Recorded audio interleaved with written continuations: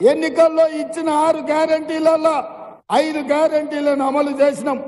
ఆడబిడ్డలకు ఆర్టీసీలో బస్సు ఉచిత ప్రయాణం, 500 రూపాయలకే సిలిండర్, 200 యూనిట్లు ఉచిత కరెంటు, రాజీవ్ ఆరోగ్యశ్రీ ద్వారా 10 లక్షల రూపాయలు ఉచితంగా, పేదవాళ్ళ ఆత్మగౌరవమైన ఇందిరమ్మ ఇండ్లు, 4,50,000 ఇండ్లు, 22,500 కోట్లతోటి ఇవాళ పేదలకు ఇండ్లు కట్టించే కార్యక్రమం మనం తీసుకున్నాం.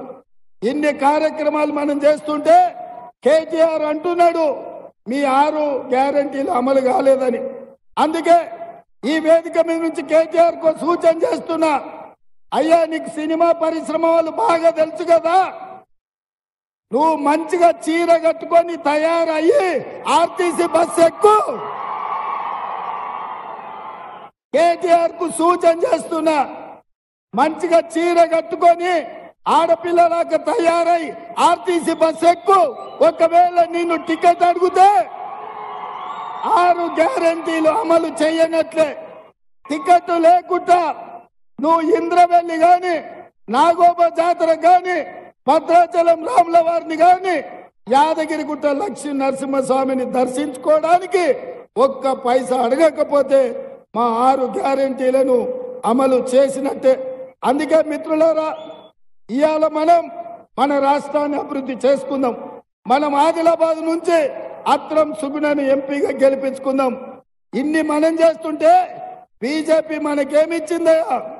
ఒకసారి తీసుకో, అది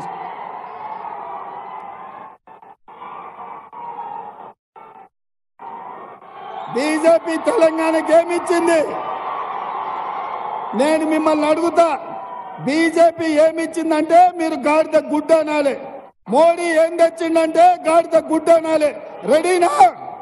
రెడీ రెడీ. బీజేపీ ఏమిచ్చింది? మోడీ ఏం తెచ్చిండు? బీజేపీ ఏమిచ్చింది?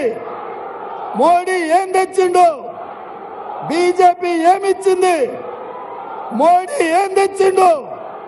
మరి నేను అడుగుతున్న ఆదిలాబాద్ బిడ్డల్ని, మనకు గాడిద గుడ్డిచ్చిన బీజేపీకి కర్రు కాల్చి వాత పెడతామా లేదా? సిద్ధమా?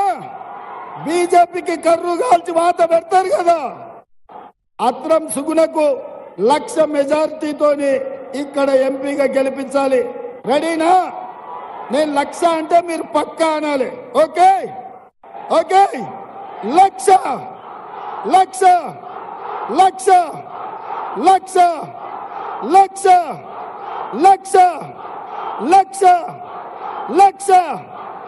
1,00,000 1,00,000 1,00,000 1,00,000 1,00,000 1,00,000 1,00,000 1,00,000 జై కాంగ్రెస్, జై జై కాంగ్రెస్. హస్తం గుర్తుకే.